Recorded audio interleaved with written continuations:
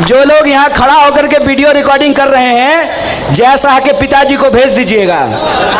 खुल्लम खुल्ला सड़क पे खड़ा होकर के बोल रहे हैं तुम्हारी जेल में कितनी जगह है हमने देख लिया है, हम देखेंगे, अपना सर कलम करा देंगे, लेकिन तुम्हारे सामने झुकेंगे नहीं। जिसको किसी को भी अगर ये भ्रम हो रहा है कि इस देश को, इस आजाद देश को गुलाम बना देगा, तो उसके आंख में आंख डाल करके कहते हैं सर कलम कर देंगे, इस देश की आजादी को नहीं झुकने देंगे। इस बात को याद रखना। मरना ही है तो संघर्ष करके मरेंगे। इस सत्ता को हम ये याद दिलाना चाहते हैं कि यह देश जितना तुम्हारे बाप का है उतना ही हमारे बाप का भी है। इस बात को याद रखना। अगर तुम इस देश को बेचने की साजिश कर रहे हो तो हम इस देश को बचाने का संघर्ष करेंगे। इस बात को याद रखना। हम जिंदा हैं, इस देश को आजादी दिलाने वाली पार्टी जिंदा है, तब तक इस देश को हम बिकने नहीं देंगे, इस देश को हम बेचने नहीं देंगे। यह देश, इस देश में रहने वाले 140 करोड़ लोगों का देश है। इस बात को याद रखिएगा। ये 2-4 लोगों का बपौती नहीं है। इस बात को याद रखिएगा। तुमको हमसे टकराना पड़ेगा। इस बात को याद रखना। तुमको हमसे टकराना पड़ेगा। इस देश के आम लोगों का जो तुमने दिल दुखाया है, जो उनकी संपत्ति छीनी है, जो उनके साथ बेईमानी किया है, इसका हिसाब तुमको चुकाना पड़ेगा। इस बात को याद रखना। अच्छे दिन का झांसा दिखा करके, चौकीदारी का दावा करके एक ऐसा चोर आया है जो हमारा सपना भी चुरा लेना चाहता है और हमारे सपने के घर को भी छीन लेना चाहता है। घर नहीं चला पाया, वो देश चलाएगा हैं? कभी जिम्मेवारी उठाया होता ना घर का तो इतना बेईमान नहीं बन पाता। पत्नी ही डांट डांट करके ठीक कर दी होती। बिकते वो हैं जिनको अमीर होने का लालच होता है, जिनका जमीर होता है उसको कोई खरीद नहीं सकता। इस बात को याद रखना। तो ना डरा सकते हो ना खरीद सकते हो, तो क्या करोगे? फिर क्या करोगे? डरने वाले हैं नहीं, बिकने वाले हैं नहीं, तो फिर क्या करोगे? फकीर साहब दोस्त के साथ झोला लेकर के विदा लोगे। क्यों? क्योंकि तुम्हारा झूठ अब इस देश के आम लोगों को दिखने लगा है। तुम्हारा झूठ इस देश की आम महिलाओं को समझ में आने लगा है। कहते हैं हम महिलाओं को अधिकार दिलाएंगे, तो अपनी पत्नी को दिलवा देते पहले। कहते हैं कि हमने देखा है चूल्हा पर कैसे धुआं से जो है ना आंख से आंसू आता है, तो आप तो बोले हम 40 साल से भीख मांग के खा रहे थे। कहा कि हम गरीबी देखे हैं इसीलिए हमको गरीबों के बारे में पता है। तो क्या अदानी गरीब है? अदानी गरीब है कि गरीबों का बस्ती छीन करके जो है उसको बेच रहे हो? अदानी गरीब है क्या? तो गरीब का बच्चा जब देश का प्रधानमंत्री बना है तो उसको 8,500 करोड़ का विमान पर चढ़ने का क्या जरूरत है? बोलिए, क्या जरूरत है? वो तो फकीर आदमी है, पैदल भी दौड़ लगा देंगे। हवाई जहाज का जरूरत क्या है? वो भी 8,500 करोड़ का। और क्या संयोग है, एक साथी ने कहा कि कन्हैया तू किसको कहेगा मैया। ये तो गाना है। देखिए जीवन का संयोग कैसा होता है। मोदी जी से हम हक की लड़ाई लड़ रहे हैं और मोदी जी जिसका हक मार करके भाग गए उसका नाम यशोदा है।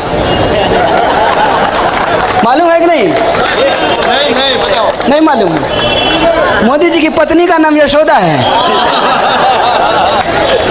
देखिए इसको कहते हैं नेचुरल जस्टिस। हमने कुछ नहीं किया है। वो जिसका हक मार करके भाग गए हैं और जिससे हम आपके और हमारे हक के लिए लड़ रहे हैं, वो जिसका हक मारे उसका नाम यशोदा और मेरा नाम कन्हैया है। मोदी जी ये तो चलेगा अब। ये 2020 का मैच नहीं है, ये तो टेस्ट मैच चलेगा। चाहे इसमें 1 दिन लगे कि 5 दिन, छक्का तो आपको छुड़ा करके रहेंगे।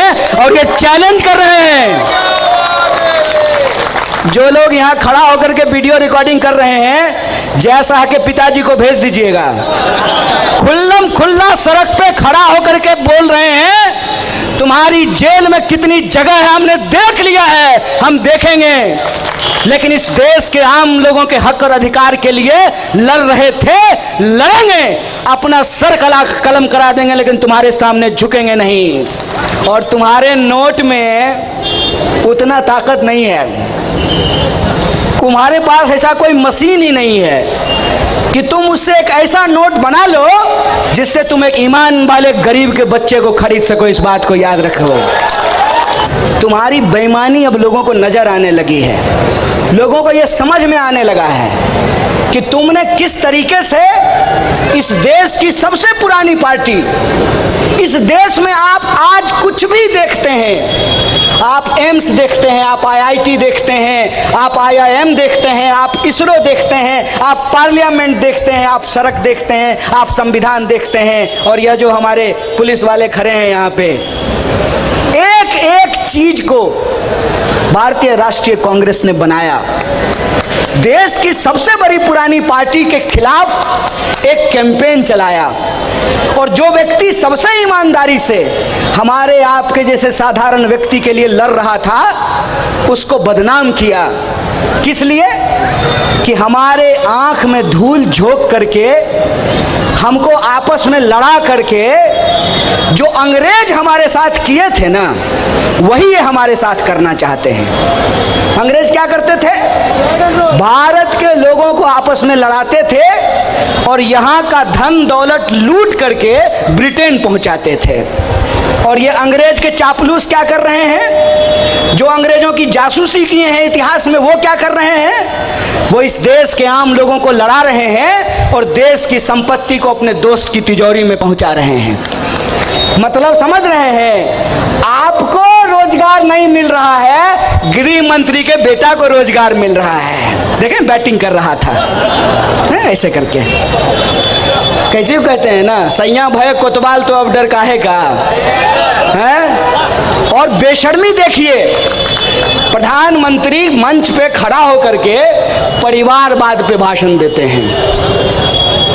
प्रधानमंत्री मंच पे खड़ा होकर के परिवारवाद पे भाषण देते हैं। अब बगल में अमित शाह बैठा रहता है, जिसका बेटा BCCI का सेक्रेटरी बना हुआ है। ये खेल देख रहे हैं। तुम्हारा परिवारवाद जो है वो समाजवाद है, और दूसरे का जो है परिवारवाद जो है परिवारवाद है। तुम्हारा भ्रष्टाचार सदाचार है और दूसरे का भ्रष्टाचार भ्रष्टाचार है। ये आंख के सामने धूल झोंक रहे हैं। खेल हमको समझना पड़ेगा।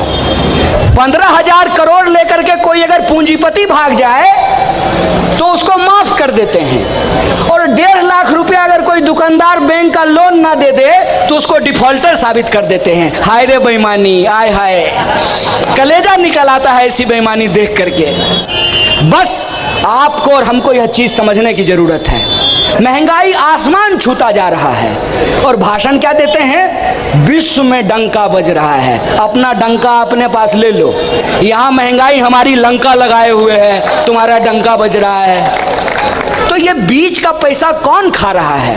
ये बीच का पैसा प्रधानमंत्री का दोस्त खा रहा है, और खुल करके बोलते हैं जितना ईडी भेजना है भेज देना, हम तुमसे नहीं डरते हैं। हमने कुछ किया ही नहीं है कि तुम हमको डरा लोगे, और जब हम डरेंगे नहीं तो तुम्हारे वॉशिंग मशीन में हमको साफ होने का भी जरूरत नहीं है। और एक आदमी आया जो सपना दिखा करके, बड़ा बड़ा सपना जानते हैं क्या था? पता नहीं आप लोगों को याद है कि नहीं है? याद है? खाता चेक करते हैं कि नहीं? 15 लाख रुपया आएगा।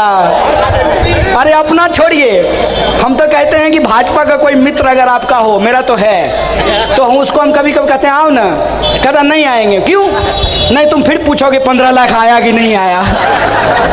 मेरा भाजपा का जो दोस्त है उससे आजकल बड़ी अच्छी जो है ना बातचीत होती है।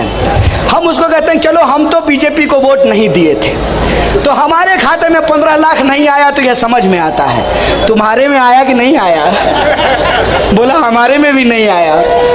तो बोले पैसा कहाँ का गया, कहाँ? तो बोला दोस्त के पास गया है, उनके खाते में पहुंच रहा है। 15 लाख रुपया खाते में आएगा।